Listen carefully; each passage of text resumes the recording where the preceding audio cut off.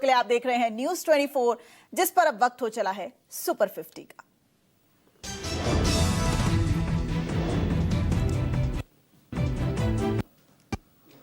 सेना पर टिप्पणी के मामले में राहुल गांधी को सुप्रीम कोर्ट की फटकार। कहा, आपको कैसे पता चीन ने जमीन कब्जा ली? अगर आप सच्चे भारतीय होते तो ऐसा नहीं कहते। कोई सवाल था तो संसद में उठाना था।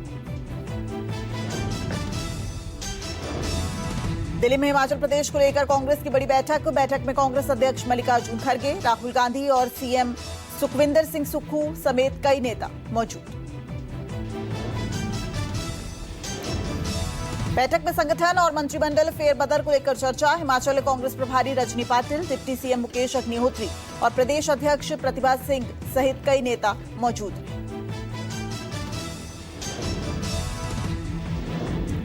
शराब घोटाला मामले में पूर्व सीएम भूपेश बघेल और चैतन्य बघेल को सुप्रीम कोर्ट से नहीं मिली राहत।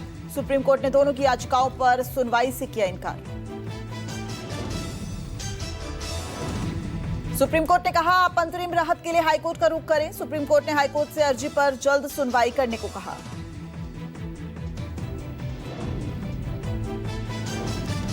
महाराष्ट्र नवनिर्माण सेना प्रमुख राज ठाकरे ने अपने कार्यकर्ताओं को नसीहत दी, पार्टी में एक साथ रहकर काम करें। राज ठाकरे ने अपने कार्यकर्ताओं से कहा, बिना वजह किसी से हाथापाई न करें, मराठा को मुद्दा बनाएं, हिंदी भाषी से द्वेष नहीं करें। कहा, उद्धव से गठबंधन को लेकर सही समय पर बोलूंगा।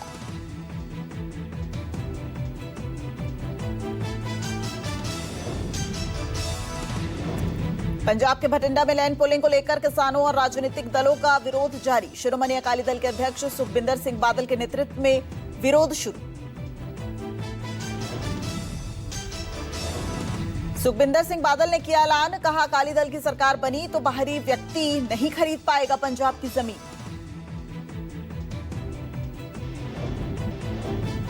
मालेगांव ब्लास्ट मामले में साध्वी प्रज्ञा के बरी होने पर बोले धीरेन्द्र शास्त्री। कहा, मालेगांव ब्लास्ट केस के समय पर्दे के पीछे लिखी गई थी भगवा आतंकवाद की कहानी। प्रज्ञा ठाकुर के हरे रंग वाले बयान पर समाजवादी पार्टी के प्रवक्ता अनुराग भदौरिया की प्रतिक्रिया। आतंकवाद का नहीं होता कोई धर्म, जाति या रंग, यह है एक मानसिक विकृति और हिंसात्मक विचारधारा। अनुराग भदौरिया ने कहा कि रंग या धर्म को आतंकवाद से जोड़कर हम करोड़ों शांति प्रिय लोगों का करते हैं अपमान। ऐसे बयानों से समाज में नफरत और संकीर्णता को बढ़ावा मिलता है।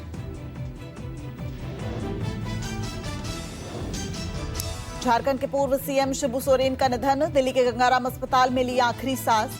बीते 1 महीने से जूझ रहे थे किडनी संबंधी गंभीर बीमारी से।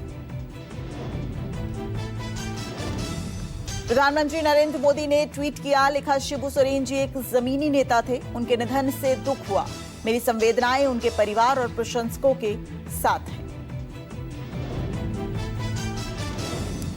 राज्यसभा में शिबू सोरेन को दी गई श्रद्धांजलि देने के लिए राज्यसभा कल तक के लिए स्थगित कर दी गई।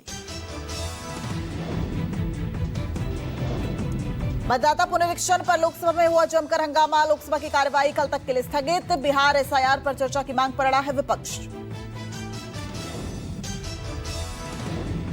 आज दिल्ली में महिला सांसद एम सुधा से चेन स्नैचिंग का मामला सामने आया। मॉर्निंग वॉक के दौरान बदमाशों ने झपटमारी की। सांसद ने गृह मंत्री अमित शाह को पत्र लिखा है। पुलिस मामला दर्ज कर जांच में जुटी हुई है। बिहार के बेगूसराय में मतदाता पुनरीक्षण के बाद वोटर लिस्ट में बड़ी गड़बड़ी। वोटर लिस्ट में 18 मृतकों के नाम शामिल। साल 2012 से 2014 में मृतकों के वोटर लिस्ट में नाम है। प्रभावित परिवारों ने दावा किया है कि शिविर में कोई आवेदन प्राप्त ही नहीं हुआ।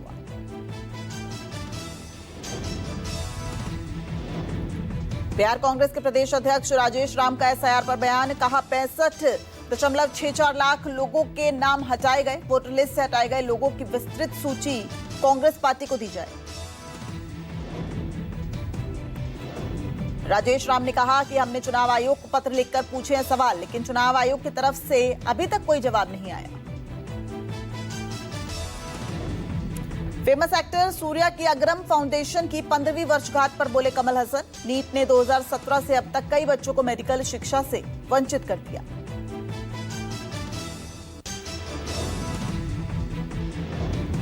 उत्तराखंड के टिहरी स्थित नरेंद्र नगर में ऋषिकेश गंगोत्री नेशनल हाईवे पर मलबा गिरा है। पहाड़ से भारी मलबा आने से रास्ता पूरी तरह बंद हो गया। रोड पर अचानक मलबा गिरने से कई गाड़ियां फंस गई। लगातार हो रही बारिश के चलते प्रशासन को मलबा हटाने में भारी परेशानी हो रही है। हाईवे के दोनों ओर लंबा जाम लग गया। राजस्थान के जयपुर में मनिहारों का रास्ता शुरू हुई जर्जर इमारतों को तोड़ने की प्रक्रिया। ज्यादा पुरानी इमारतों से दुर्घटना होने का अंदेशा था। नगर निगम ने शुरू की है जर्जर इमारतों को तोड़ने की प्रक्रिया। झालावाड़ के पिपलौदी में हुए स्कूल हादसे के बाद हरकत में आया प्रशासन।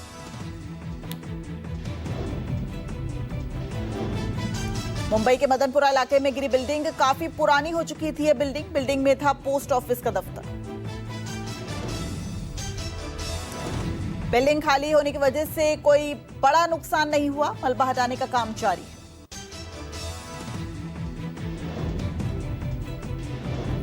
मुंबई के विरार क्षेत्र में एटीएम से पैसे चुराने वाली चिमटा गैंग के पकड़े गए दो चोर। दोनों चोरों ने नागरिकों ने जमकर पीटा। ये चोर एटीएम मशीन से पैसे निकलने वाली जगह पर चिमटा लगा देते थे। ग्राहक द्वारा निकाले जाते पैसे फंस जाते थे चिमटे में। सीसीटीवी में कैद हुई चोरी।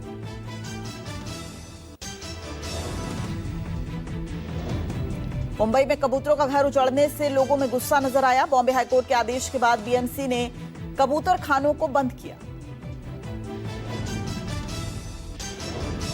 बीएमसी ने दादर रेलवे स्टेशन के पास मौजूद ऐतिहासिक कबूतर खाने को बंद किया। कबूतरों को दाना डालने वाली पर होगी कार्रवाई।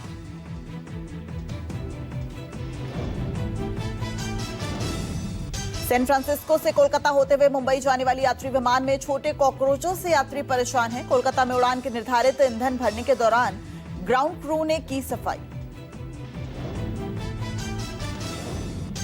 एयर इंडिया घटना के कारण का पता लगाने के लिए व्यापक जांच कराएगी। ऐसी घटना को रोकने के लिए उठाए जाएंगे कदम। यूपी के गोरखपुर में वेज बिरयानी में हड्डी मिलने का आरोप झूठा निकला। सीसीटीवी फुटेज से हकीकत सामने आई। युवक का साथी थाली में चोरी से रखी थी हड्डी। पैसा न देने के लिए रचा था पूरा ड्रामा। बालोद के कंकालिन गांव में रहवासियों के बीच पहुंचा तेंदुआ। किसान के बाड़ी में लगे जाल में फंसा तेंदुआ। तेंदुओं को रेस्क्यू करने का तैयारी में जुटा वन विभाग का अमला। गुजरात के भावनगर से शेर को परेशान करने वाले का वीडियो सामने आया। शिकार के बाद खाना खा रहे शेर को व्यक्ति ने परेशान किया। नाराज शेर ने फोटो खींचने पहुंचे व्यक्ति को दौड़ाया।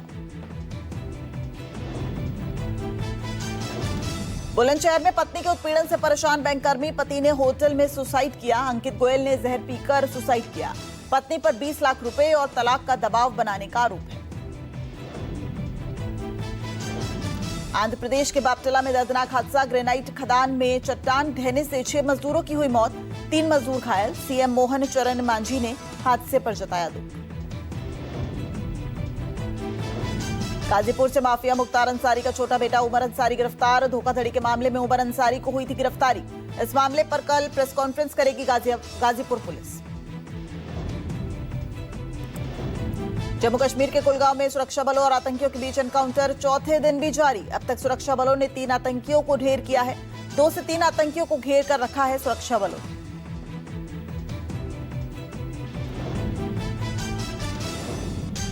रेड चीफ का बड़ा ऐलान। अब स्पोर्ट्स शूज कैटेगरी में भी उतरेगा ब्रांड। फैशन और लाइफस्टाइल पर रहेगा focus. Managing director Manoj Gyanchandani ने कहा, बाजार में ऐसे स्पोर्ट्स शूज की कमी है जो स्टाइल, कंफर्ट और परफॉर्मेंस तीनों को बैलेंस करें। रेड चीफ अब इसी गैप को भरने आ रहा है।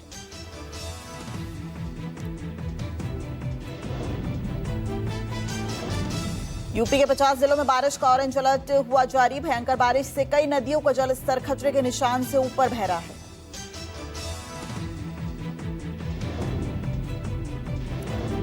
हिमाचल और उत्तराखंड में मूसलाधार बारिश और लैंडस्लाइड से तबाही का मंजर देखने को मिला। लैंडस्लाइड से कई जगहों पर सड़कें बंद हो गई।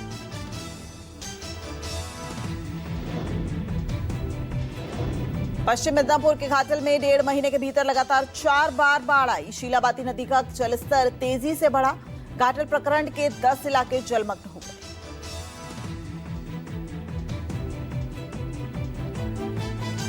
तो शिलावती नदी का जलस्तर तेजी से बढ़ा है और आप देख रहे हैं इस वक्त रेस्क्यू ऑपरेशन जो है वो जारी है। लगातार नाव के जरिए लोगों को घरों से बाहर रेस्क्यू कराया जा रहा है, लेकिन लगातार बारिश ने अभी भी परेशानी को बढ़ा दिया है। देखिए अभी भी लोग जो हैं वो छतरी लेकर ही नाव में सवार होने पर मजबूर हैं। लोग पलायन करने पर मजबूर हैं क्योंकि पश्चिमी मिदनापुर में इस वक्त बाढ़ और बारिश से हालात जो है वो बेकाबू नजर आ रहे हैं। देखिए किस तरीके से जो महिलाएं हैं वो इस वक्त पानी के बीचों बीच खड़ी हुई हैं। हालांकि इस वक्त जो टीम्स हैं, जो प्रशासन है वो पूरा मुस्तैद नजर आ रहा है और एक एक जान को बचाने की कोशिश की जा रही है, लेकिन पानी का जलस्तर लगातार बढ़ रहा है। शिलावती नदी का जलस्तर तेजी से बढ़ा है और उस वजह से लोगों को अपना घर छोड़ने पर मजबूर होना पड़ रहा है। देखिए किस तरीके से जो बस है वो पूरी तरह से गड्ढे में समाहित होती नजर आ रही है और देखिए सड़क पर कितना बड़ा गड्ढा जो है वो हो गया है। और देखिए बस में जो यात्री हैं वो भी सवार हैं और समय रहते उन यात्रियों को यहां से निकाला गया, यानी कि नदी का जलस्तर बढ़ा, ऐसे में नदी किनारे रह रहे लोगों को परेशानी का सामना करना पड़ रहा है। वहीं सड़क मार्ग भी पूरी तरह से प्रभावित नजर आ रहा है।